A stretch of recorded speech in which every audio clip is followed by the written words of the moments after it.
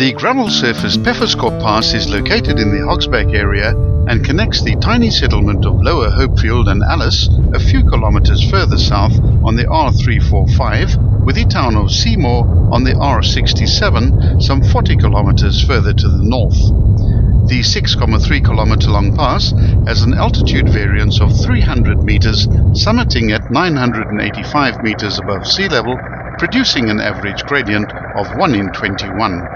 The pass is quite suitable for all vehicles, but in fair weather. In very wet weather, things could get slippery in the upper half of the pass, making a four-wheel drive vehicle a much safer option.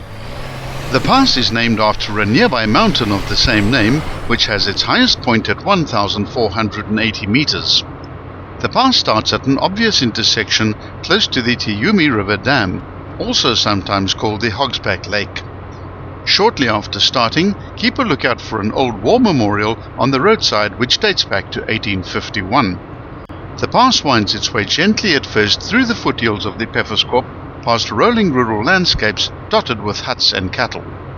The first village close to the start is known as Lower Hopefield. Expect livestock on this road around any one of the many corners.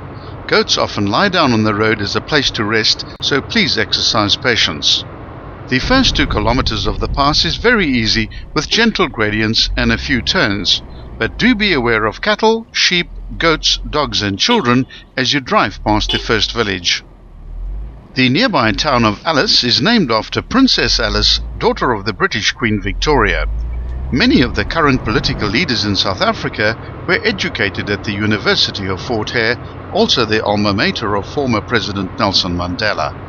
The university is also the repository of the archives of the African National Congress documents and houses one of the most significant collections of African art.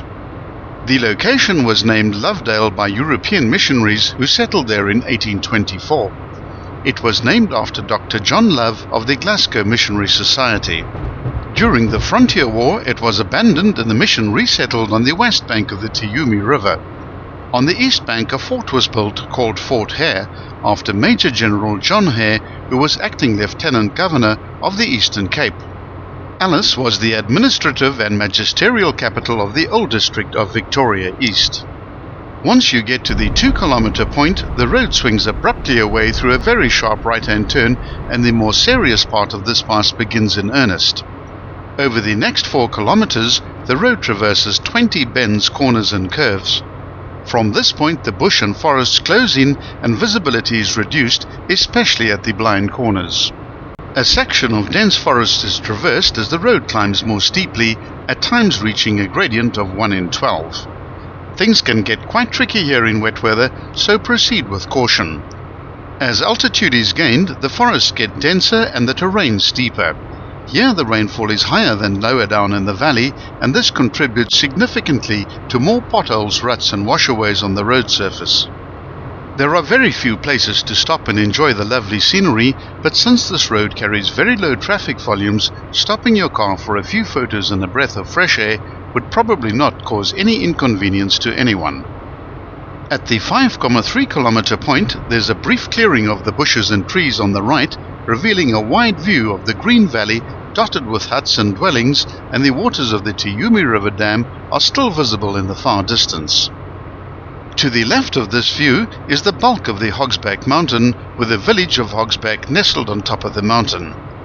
The direction bends slightly towards the north-northwest, and despite the odd switchback, the road remains faithfully on that heading until the summit point is reached.